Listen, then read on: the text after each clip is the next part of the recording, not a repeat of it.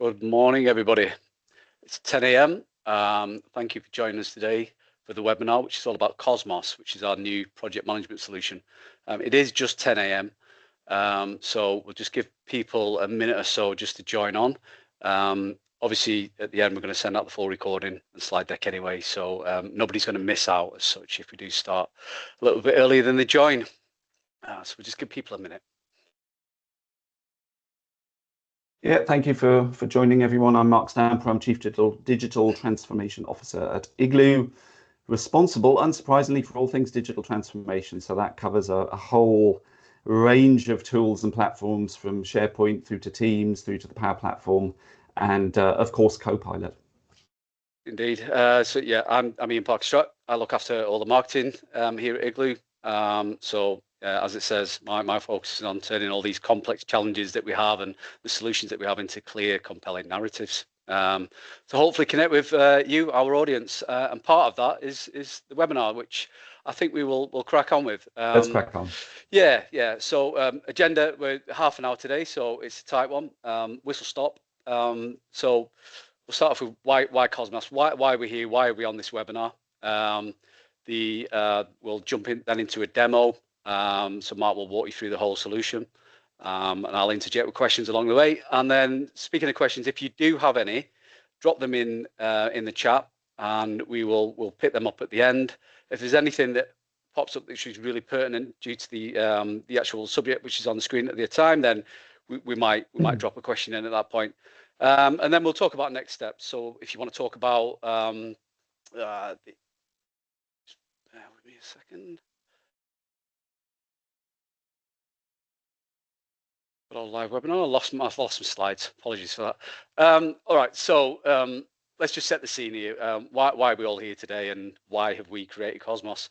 So we know the challenges of running projects in a smaller growing business. We've been there ourselves.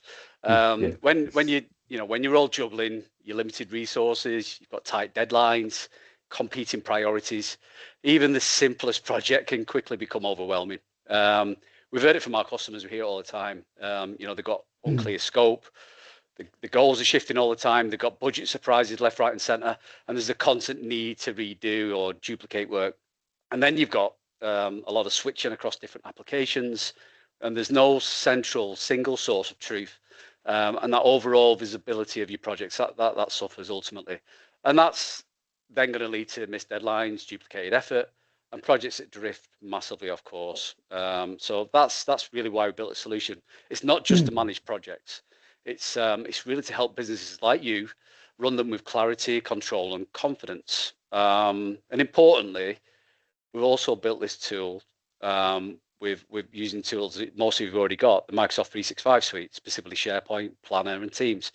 That means Cosmos. That fits right into your existing environment. There's no need for new logins, extra licenses, any complex onboarding.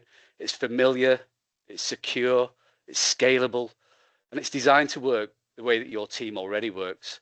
Because the real outcome isn't for just better project management. It's fewer surprises. It's more time and money saved. It's stronger team alignment, and ultimately a more scalable and stress-free way to grow your business. To show you how this project management solution works in practice, I will hand over to Mark, who's going to walk us through Cosmos. Before that, though, Mark, what's your take on things? Well, I talk to our customers all the time, and there are a few things that they consistently tell me about trying, and I will add, often failing to run projects successfully. So the first thing they tell me is that their project data is scattered all over the place, and it's managed inconsistently. There's no single location to get to everything they need.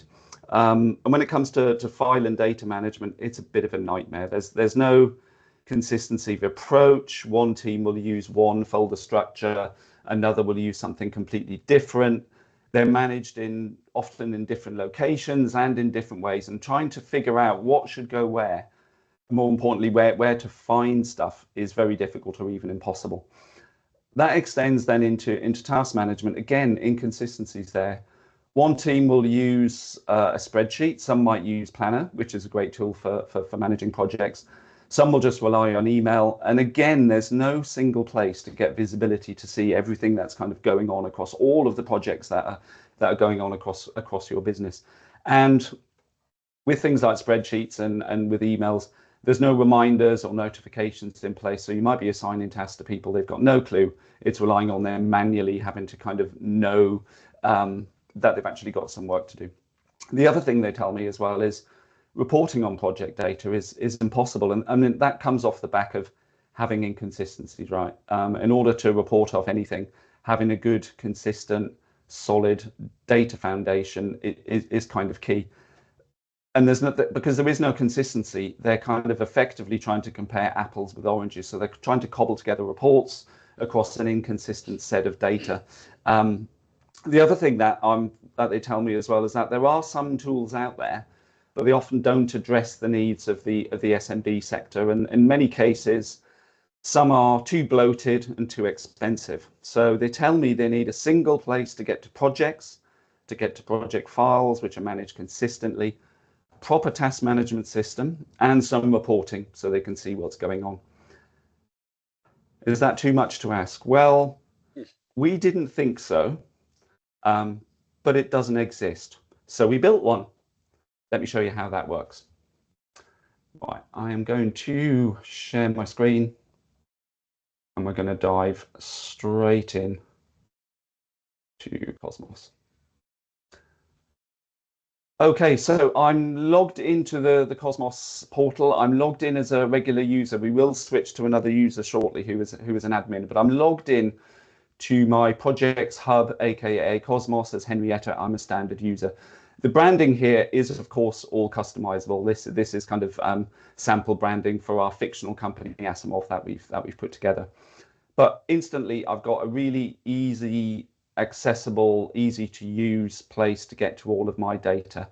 I can see here, I can click and I can expand my active projects. Now, a really important thing to note is that depending on your role and which projects you're currently working on, you will see a different list of active projects here. So here, Henrietta has got access to the 4 different projects that are going on at the moment.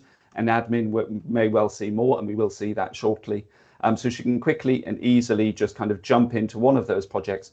I'm not going to click through into one of those. We'll do that when we see the view as an admin. But one thing that Henrietta wants to do, and I'm kicking this off early because what Henrietta needs to do is to kick off a new project. So she's got something that she's been asked to work on. And what we have within Cosmos is entirely self-service. So what she's able to do is click this link on the front page, which is request a new project.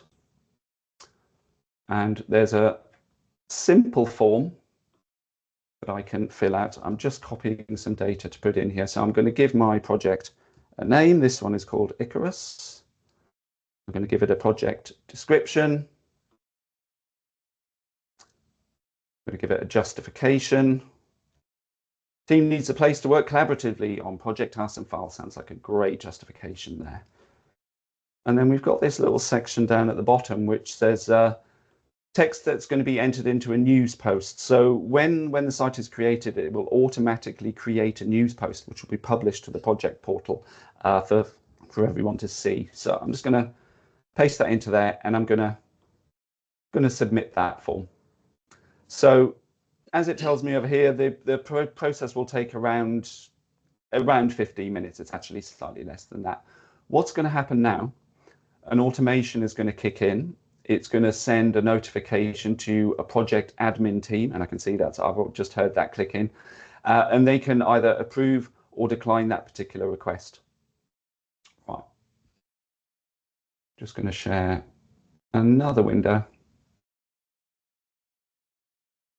Mark, can you just kind of briefly explain how that approval process works and like the role of the project management group in it? Yeah, absolutely. So it's we always recommend that when you set up any kind of approval, that it's sent to a particular group of people rather than an individual, because individuals are bottlenecks, right? People are allowed to be out of the office. People are sometimes busy. So the way that we configure this is that we have a team of individuals who are set up as the project management team. When a user submits the form, it will send that request through to that team for them to then review that, and they can approve or reject the request. This morning, we're going to approve that, of course. Yeah. Once they've approved that, the provisioning process starts. And what happens in the background is a whole load of magic.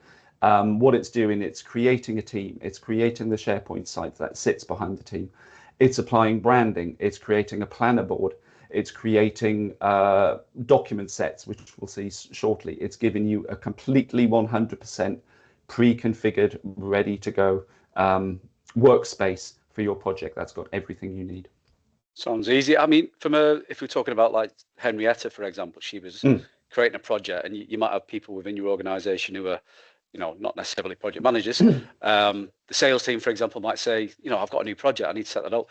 How easy is it for them to get up to speed? Because it looked quite simple to me. In terms of using the portal, we'll see that shortly. I mean, we've made this as simple as possible. You need a new project, you fill out the details, it goes to someone for review, they click approve, hopefully, and then 10 minutes later, you'll receive a message that your site is all ready to go. You can click through, immediately start using your site. When you go to the project portal, everything you need is there, right? So as we saw when Henrietta was on that homepage, you could click expand to see all of the active projects. Your projects is there.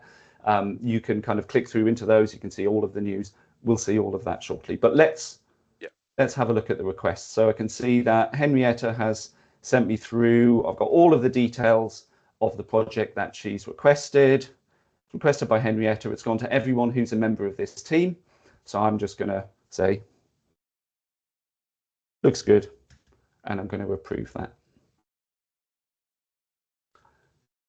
And what will happen now, Henrietta will receive that response to say, yeah, that's been approved, and she will receive a notification shortly. Right, let's have a look at the project hub from the admin side. So I'm logged in as myself. I'm an admin. When I expand to see the active projects, you will see, rather than the 4 that Henrietta had, I've got 11 projects which are currently active. So this is kind of everything that's happening across all of my business and all of the projects which are active. So if I just scroll down, we will go through these in turn. I've got a project documents area where I can search across all project documents to which I have access. Again, it's really important to note that when people search here, they're only seeing the files to which they have access. So if you've got access to 2 projects, they can only search across 2. If you've got access to 10, they can search across 10. And there is a reporting dashboard as well. Well, that important stuff is on that home screen, isn't it? So it's nice and easy for kind of everything drop in. You need. It looks familiar. They're kind of used to using it if they've got SharePoint already. So yeah, exactly. Off you go. Exactly. And then down here, I've got what's happening. So all of the news items which are created within project sites aggregate up here. Again, can't stress this enough. This is all secured and targeted. So I'm only seeing items to which I've got access. So if there's a project news story, for instance, I know Henrietta doesn't have access to Grissom, so she wouldn't necessarily see that news story. And again, project events, what's kind of happening if there's weekly huddles, kickoff meetings, requirements gathering sessions, anything that's happening across projects will appear here in a single location. And then I've got some details there on the program management team, so I know who I can reach out to if I need some assistance. And I've got all of my inactive projects as well. So it's relatively easy once a project's finished. We won't cover that today, but just to set a switch within each project, and it will just mark that as inactive, and then it will just kind of push it to the bottom there. So you can still get to the files, but it's kind of not in your way, requiring you to, kind of wade through old projects to get to what you're actively working on. Right, I'm going to click through into one of my projects. It's important to note that everything here is consistently branded and all of the project sites look the same. So I've got that consistent experience here. If I click through, well, one of the first things that people say is around managing documents. So I'm going to click through into my project documents area, and you'll see I've got what look like folders. These aren't folders. They're actually what's called document sets. I'm not going to go into the technical details, but you can think of a document set as a folder on steroids. What it allows us to do is to group documents together by function and apply metadata. So if I click through into initiation, I've got a couple of documents here. I've got a business case document. I've got a feasibility study. Whenever I upload a document here, the project document type is set automatically for me. So it's set as an initiation document. You could apply other pieces of metadata as well, such as the project manager. If I click through and look at a planning folder, again, that metadata is applied automatically. We will see the importance of that in a little while when we kind of look across all of the project documents. Mark, you mentioned the document sets. They're created automatically when you create that they project. They are, yeah. They're kind of applied and provisioned. Or yeah, could you have them absolutely. for different? Yeah. We've had a question at the same time, which is right in tune with this. So, can you have different document sets for different types of projects? So, great question. Yeah, absolutely. I mean, the document sets that we created there align to the kind of standard project phases. So we've got initiation, planning, execution, etc. If you've got specific document sets that you would need to create for all projects or specific types of projects, again, yeah, that is customizable. Yeah, so that is flexible, but a very good question. So thank you for asking that. So that's great. I can click through into one of these. I click through into the enterprise project. I can see all of my documents. Fantastic. What if I wanted to look across all of the documents, all of the projects that I've got access to? Well, that's covered as well. So if I click through into my project documents, I have this search interface. Here I've got 19 documents which exist across these 3 projects. What I'm able to do using this interface is use search, so I can search for a particular keyword. SharePoint search is amazing. It will search within the document title, it will search within document metadata, it will search within the content, and it will just return those results. So I can enter in the search term. I can also filter this by a specific project if I want to, or by a specific type of document. So if I've got initiation, I can click on apply, and I've instantly gone from 19 down to 8 there. If I just clear that and I want to enter in a search term, I can enter in communication. Okay, that's quite a common term, right? So you're going to see that a lot, but you can instantly, really quickly, I've gone from 19 results down to 14. I can then further refine that as well to say, well, I'm just looking for that word communication within an initiation document. So with a few clicks and a quick search, I can quickly get from a very large data set down to a very small one. We've got customers who are using this type of functionality across data sets of 30, 40,000 documents, and it's just able to kind of slice through that like butter. Right, should we look at the all-important stuff, Ian, tasks? I think so, yeah. Massive part of projects is actually people doing it in the first place. Yeah, doing what's required. Doing the stuff, right? Doing the work, right. Actually delivering the project, yeah. Yeah, I'm going to switch over to Teams, and I'm going to look at my list of projects here. So I've got a team here for Project Yorktown. I've got my standard Teams chat. What the provisioning process will do, it not only does it create a planner board, it will pin all of the detail within the team associated with that project. So if I click through into this particular planner board, this has all been created. You'll see there's a theme here, Ian. Remember those document sets: initiation, planning, execution. It's created the planner board with all of those same buckets. It creates an empty one, of course, to start off with, and then you can start adding your tasks into these. So I can quickly and easy look across all of these different tasks.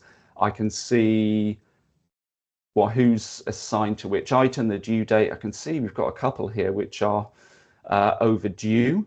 Actually, I've noticed that this one should be in a different bucket. So if I want to pick that up, I can just say, now that should actually be in this bucket. So I can just, no, that actually completed it. I'm going to move that into that bucket there. And because this is overdue, I'm going to reassign that to another user. So I can click through into there. I can assign that to myself. And then I can Right. change the due date if I wish to. Let's give me some time to complete that. Might seem pretty simple on the surface, but that actual creation of the planner board and the buckets and things like that, that's a lot of manual legwork already. There's a lot of manual work required Having in done them doing that. myself, I'm painfully aware how long they can take. So Yeah, and the beauty of that self-service approach is that once the approver says yes, everything happens for you. I can see already that something has been happened in the background. I got a silent notification that the site is actually being created, but we'll take a look at that shortly. This one I'm going to reassign as well. I'm good because this one is late. I can change who that's assigned to. I'm going to assign that to Henrietta. And as soon as that's done, Henrietta will receive a notification both via email and directly within Teams as well. So she's instantly told that she's been assigned a task. So that kind of takes care of the task management side of things. Reporting, the all-important step of actually seeing what the bigger picture is and what's happening. Luckily, we've got that covered. So if I click through into my reporting dashboard, as Ian said, this is all built using the standard tools available within M365. So we've got SharePoint, we've got Teams, we've got Planner. Here we've got Power BI. So I've got my project dashboard, which is showing me the project status by assignees. This is across all projects. I can quickly see who was assigned tasks and their status. So we've got complete, in progress, not started. If I want to see the tasks that Henrietta has assigned and not started, I can just click on that little orange square and you see the table kind of adapted itself there. So I can quickly and easily drill through and see who was assigned to what task, what the due dates are. If I want to filter this by a specific project or by any other kind of metric, I can do that as well. I can click through into the filter and say, right, I'm interested in the enterprise project. And you saw as soon as I clicked that, Ian, the chart's instantly changed. I can look at different statuses, so I can see what's in progress, the priority, and even use this slider to change the due dates as well. But I'm just going to reset that. So there I can see at a glance who's assigned to what. So it makes resource management a lot easier. You can see kind of what the workload is across an entire program of work. Click through into the project dashboard.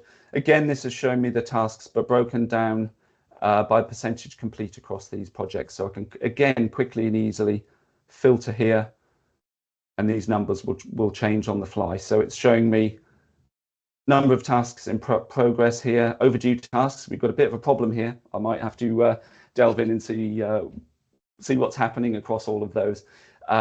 Recently completed tasks, really useful. Anything that's kind of been completed in the last week, tasks starting soon. Anything with a start date coming up in the next week. Again, that's kind of configurable, but I've got this instant view across all of my programs of work. Nice and easy view. Yeah, where would we be in projects without? We all love it. What is it? It's got to be a Gantt chart. It's got to be a Gantt chart, isn't it? Yeah. And we've got two options here available. We've got this custom Gantt chart, which I absolutely love. Here it's broken down by the project. I can decide to open up, click open, and it'll expand each project, and I can see all of the tasks in there along with their status and who they're assigned to. I can scroll in and out. I can scroll up and down. I can change the view from months to years if I wish. Years isn't going to look particularly inspiring here, but if you have very, very long running projects, it will show that. I can show it across months. I can show it across days. I can scroll around. I can close all of those projects. I can drill into this particular one and see the status and see what's happening. Fantastic. Absolutely love that. Yeah. And if I wanted to look in more detail across an individual project, that is covered as well. So I've got my view here. Again, you remember those buckets, Ian? Execution, initiation, monitoring, planning. Again, it's all reported there. So you've got consistent reporting across your documents, your tasks, and your reporting dashboard. So it's all broken down by your document sets. Again, if you customize these, yeah, you would see your own view there. So I can click through into any one of these particular projects, and scroll through and look at that kind of status in a little more detail. Excellent. That is the reporting. What I'm going to do now, I am going to stop sharing. I'm going to quickly switch to Henrietta's view, and we'll see what's happened while I've been talking. Got 5 minutes left. We've got a few questions to Good. just to cover off at the end as well, Mark. So right. Yeah, so I'm going to. Yeah, we're running on time. I'm going to quickly jump back into Teams. If I look at Henrietta's activity, you can see my status was approved.